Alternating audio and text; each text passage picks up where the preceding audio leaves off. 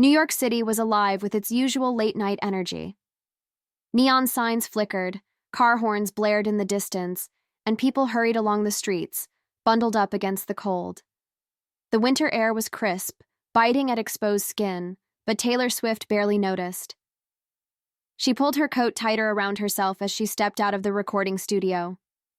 The session had been long, and exhaustion weighed on her, but she still loved this city, especially at night. There was something calming about walking these streets, observing life as it passed by before heading home. Her security team followed a few steps behind, keeping a watchful eye on everything around her. But for Taylor, tonight was no different from any other. Until she saw him. Sitting on the sidewalk, leaning against a worn brick wall, was a man who seemed to blend into the shadows. His clothes were tattered, his arms crossed over his chest as if he were trying to hold in whatever warmth was left in his body. A faded baseball cap covered most of his face, but not enough to hide the exhaustion etched into his features. Beside him, on the pavement, was a worn cardboard sign with a simple, heartbreaking message: "Just need a second chance." Taylor felt a pang in her chest. Seeing homelessness in New York was, unfortunately, common. But this time, something was different. Something about him felt familiar. She slowed her steps, narrowing her eyes as a strange feeling crept over her. The wind howled between the buildings, but all she could hear was the pounding of her own heartbeat. And then he looked up. The world seemed to freeze. Her breath caught in her throat as she took in his face. Hollow cheeks, tired eyes, a man worn down by life. But beyond the hardship, beyond the pain, she knew him. Ethan Carter. The boy she had grown up with in Hendersonville, Tennessee. The one she used to write silly songs with in the backyard. The one who believed in her before the world even knew her name. The best friend who had once been like family. And now, he was here. On the streets. Alone. A lump formed in Taylor's throat as memories came rushing back. Bike rides in the summer, late-night talks about dreams, promises they made to always be there for each other. She hadn't seen him in years.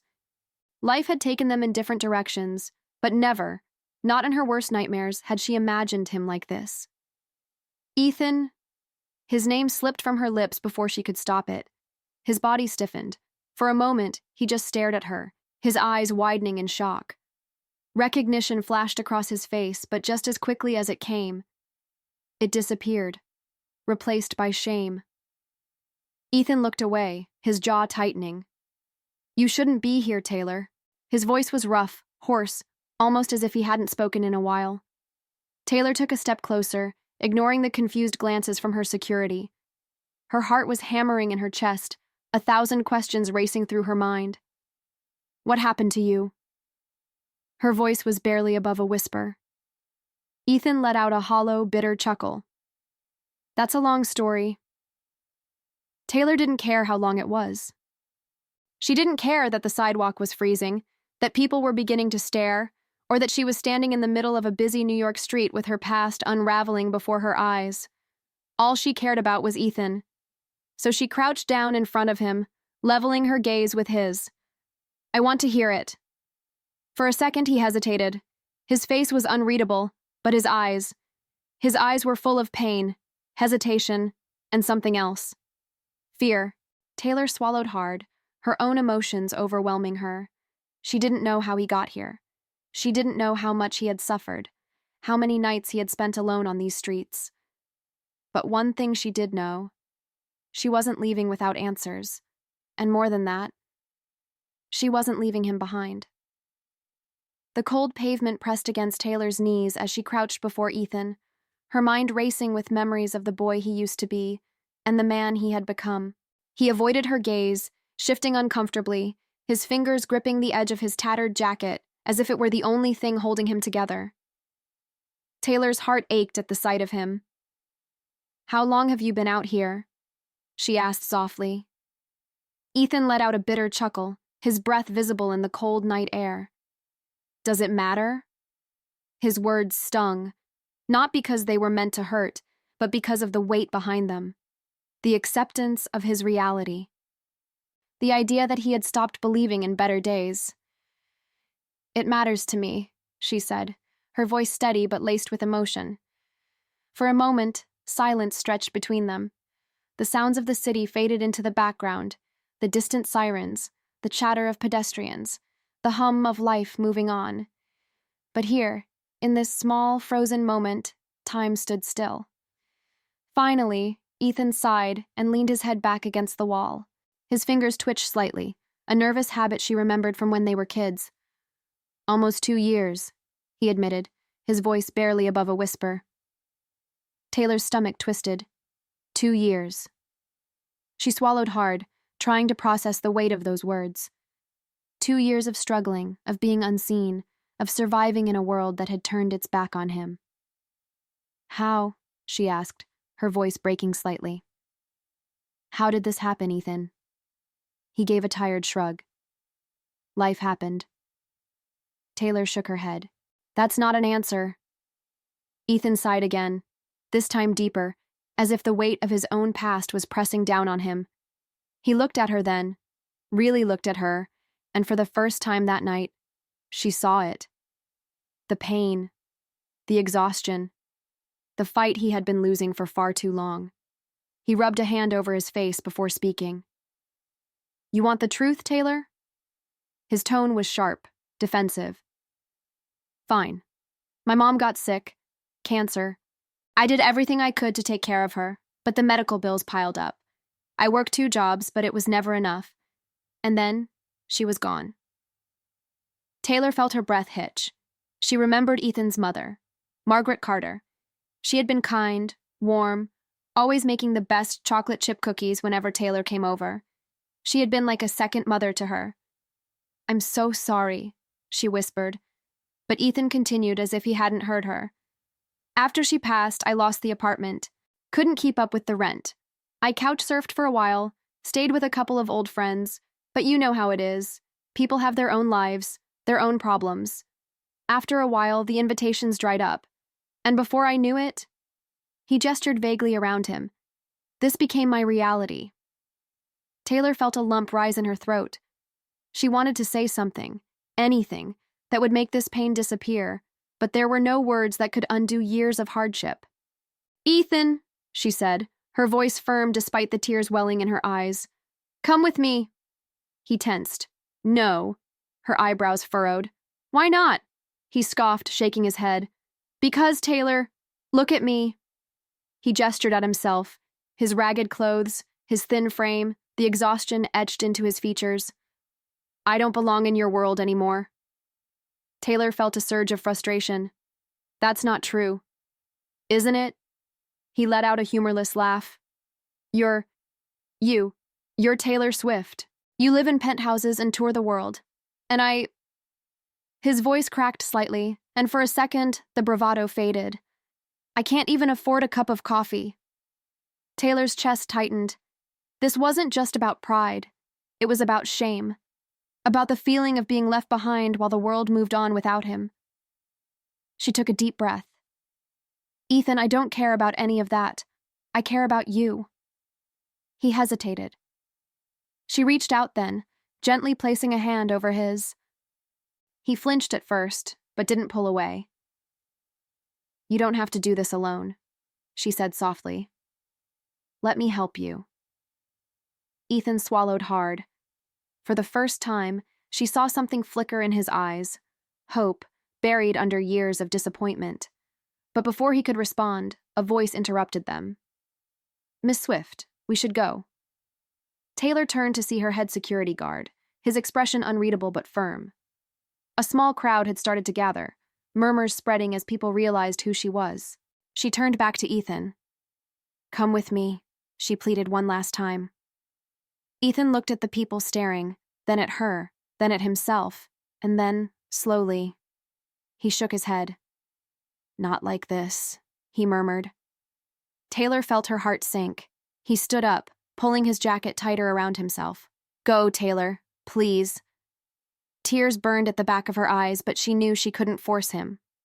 She reached into her bag, pulled out a piece of paper and a pen, and quickly scribbled something down. She pressed it into his hand. "My number. If you ever need anything, call me. No matter what." Ethan stared at the paper, then at her. For a moment, she thought he might rip it up, but instead, he clenched it in his fist. Taylor took a shaky breath, backing away as her security led her toward the car. As the vehicle pulled away, she turned to look out the window, her chest aching as she watched Ethan fade into the crowd. But one thing was certain, this wasn't the end. She wasn't giving up on him. The city lights blurred past as Taylor stared out of the car window, her mind trapped in an endless loop of memories and emotions. Ethan Carter. The boy who had once been her best friend, her partner in childhood adventures, was now a stranger struggling to survive on the streets. And he had refused her help. She clenched her jaw, frustration and sadness swirling in her chest. Why wouldn't he let her in? She understood that pride was part of it, but was it more than that? Did he think she would help and then abandon him? Miss Swift, her security guard Matt, spoke from the front seat, breaking her thoughts. You did what you could. Not everyone wants to be saved. Taylor exhaled sharply. I don't believe that. Matt sighed but didn't argue. He had seen her heart before, how much she cared, how deeply she felt for people. But this situation was different. This was personal. As the car pulled up to her apartment building, Taylor made a decision. She wasn't going to walk away. Not this time. Ethan sat on a wooden bench in a small park, his fingers curled around the crumpled piece of paper Taylor had given him. He had read it 100 times, staring at her handwriting as if it would somehow rewrite the past. If you ever need anything, call me.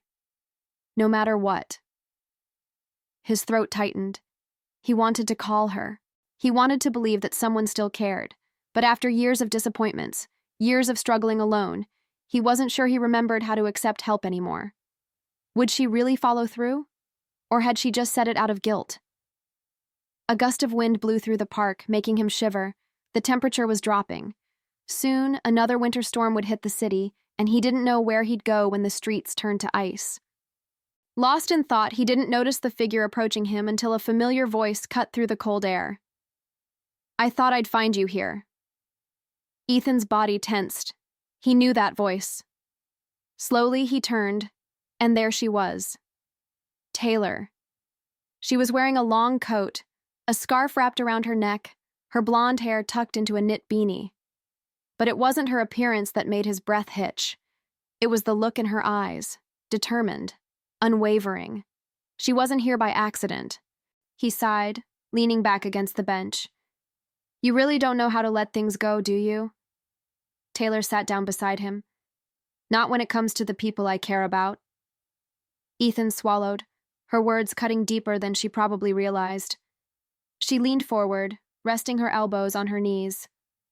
I get why you're pushing me away, I do. But I'm not here out of pity, Ethan.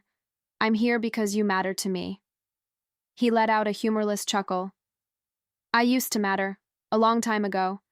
Taylor turned to face him fully. No, you still do. Ethan rubbed his face, exhaustion sinking into his bones. Taylor, I don't belong in your world anymore. I don't have a place there. She was silent for a moment. Then, her voice softened. Then let's find you a place. Ethan stared at her, searching for any sign of doubt, but there was none. She meant it. Taylor took a deep breath. I have a friend. She runs a transitional housing program. It's not a handout. It's a real chance to start over. A job, a safe place to sleep, people who actually want to help.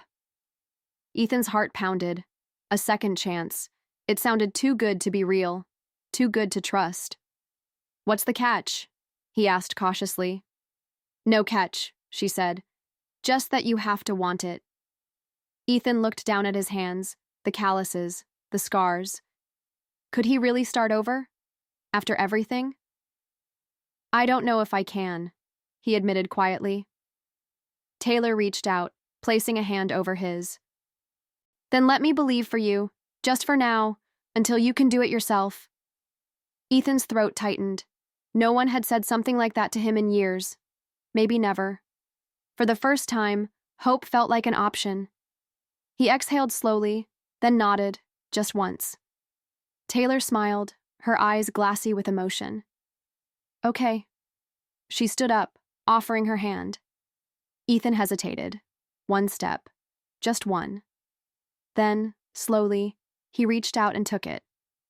As Taylor helped him to his feet, something inside him shifted. Maybe, just maybe, his story wasn't over yet. Ethan followed Taylor through the quiet streets of New York, his hands buried deep in his worn-out jacket pockets. Every step felt unreal, like he was walking toward a life he no longer believed he deserved. Taylor had always been relentless. He remembered that from when they were kids. But this, coming back for him, refusing to let him fade into the background of the world, he hadn't expected that. They arrived at a brownstone building tucked away on a peaceful street. The lights inside cast a warm glow, and for the first time in years, Ethan felt something unfamiliar, the absence of fear. Taylor led him to the entrance, pressing the buzzer. A moment later, the door opened, and a woman with kind eyes and salt and pepper hair smiled at them. "You must be Ethan," she said. He hesitated, then nodded. "I'm Marie," she introduced herself. "Come in, we've been expecting you." Ethan glanced at Taylor. She had planned this all along. She gave him a small, reassuring nod. Taking a deep breath, he stepped inside. The sun filtered through the large windows of the community center, casting a golden glow over the small workspace where Ethan sat, a pen in his hand. He had just finished filling out a job application. A real job, one that didn't involve standing on a street corner hoping for spare change. It had been a long, slow process, learning to trust people again, to accept that maybe, just maybe, he wasn't beyond saving. And Taylor had been there through it all. She checked in on him constantly, showing up with coffee, making him laugh with stories about the ridiculous things that happened on tour. She never made him feel like a charity case. She just made him feel like Ethan, like her friend. Now, sitting in the quiet room, he let out a breath and stared at the paper in front of him. The words seemed surreal. Employment history, gaps everywhere, skills. He had some, but nothing special. And yet, Marie had convinced him to try, to take one step forward at a time. A voice broke through his thoughts. Writing another hit song? Ethan turned to see Taylor standing in the doorway, grinning. He smirked. More like trying to convince someone to give me a job despite my questionable resume. She walked over, looking down at the paper. I'd hire you. He laughed softly. Yeah? Doing what? Taylor shrugged. I don't know. Tour storyteller? Personal coffee taster? Ethan rolled his eyes, but there was warmth in his chest. She sat across from him, her expression turning serious. I'm proud of you, Ethan. Really. He looked down, gripping the pen between his fingers. I couldn't have done it without you. You did the hard part, she said. I just reminded you who you are. He swallowed past the lump in his throat. For the first time in years, he believed her. Ethan set down the pen and leaned back in his chair. You know, he said after a moment, I think I could actually do this. Taylor smiled, her eyes full of something that looked a lot like relief. You already are. And for the first time in a long time, Ethan looked toward the future and saw something worth fighting for.